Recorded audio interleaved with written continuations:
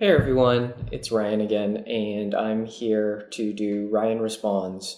And today I'm responding to a question about what should go in your operating agreement. Before I answer that question, let me just focus on why we're talking about operating agreements. Operating agreements are the contractual document that describes the rights and relationships and obligations of members and managers in an LLC.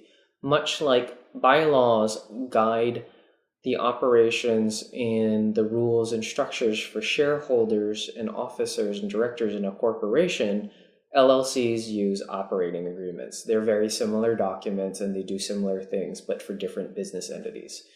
Unfortunately, this is an area where a 2 to 3 minute video isn't going to cover everything, because the great thing about LLCs is they're very, very flexible entities. Basically, they're akin to partnerships when you have multiple members in the LLC, but they're called LLCs because they have limited liability. They're called limited liability companies. So when you're considering an operating agreement, and especially when you have multiple members, or if you're doing a manager managed LLC, that's where you hire a manager to run your LLC if you're an owner, the member, and you're trying to dictate what they can and cannot do for the LLC, you're going to turn to the operating agreement. Five kind of large topical areas that I focus on for a lot of clients are ownership. What does the ownership structure look like? Do two members own 60% and 40%?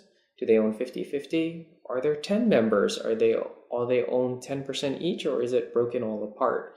In addition, you can have units and class of units, much like you can have class or series of stocks in a corporation. So that's one area. Another area tends to be the rights and responsibilities, as I said, of members and managers. You have to figure out what kind of organization you're going to have. Is it going to be member managed or manager managed? On top of that, how much control do you want to give each other, and how much authority are you going to give? And, what is everyone going to be doing for this LLC?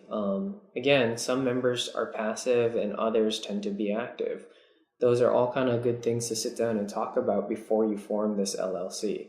I liken forming an LLC with business partners as kind of getting married. You're kind of stuck with them, and this is the vehicle you're going to be stuck with, this LLC organization. Other situations, obviously, when you talk about business, is money. What a lot of people are unaware of, and this is where the flexibility of LLCs comes into play, is that members, they may own 60% and 40% between two members, but they can have distributions and profits as 50-50. It's just that the control is broken up or the ownership is broken up. And so a lot of ways the money gets brought out or losses are shared amongst business partners or members in an LLC can be drastically different. There is no one right way or wrong way. It all just depends on what the business partners have discussed.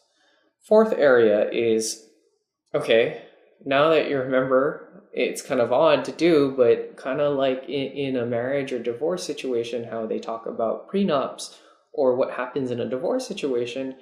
One topical area is, how do you change ownership?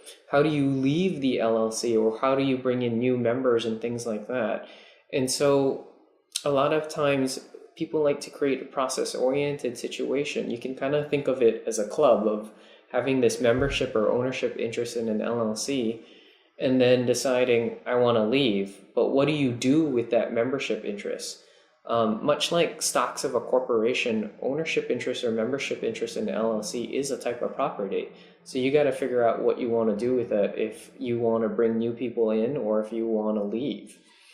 Finally, one of the biggest areas, and I kind of hinted at that with the likening or making it akin to divorce and marriage for families, is what happens when you fight. A lot of times businesses fail not because just purely success, is that the business owners can't decide how to move on a project or agree. They're split 50-50, right? or one member only wanted to do this for 2 to 3 years and the other one wants to keep going. So a lot of these things may be fatal to a business, and that's why it's best to talk about how do you break apart the business. How do you dissolve or terminate the LLC? What do members owe? And in addition, sometimes giving powers to managers can cause great kind of rifts amongst the memberships, and they can't do anything and they have no way of kind of breaking apart the LLC. So great question.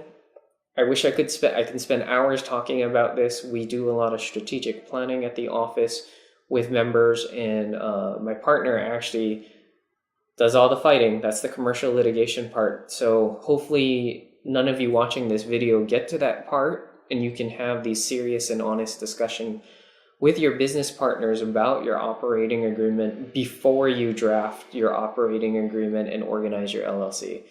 Thanks for joining me for today's video, and I hope to see you again soon. Bye.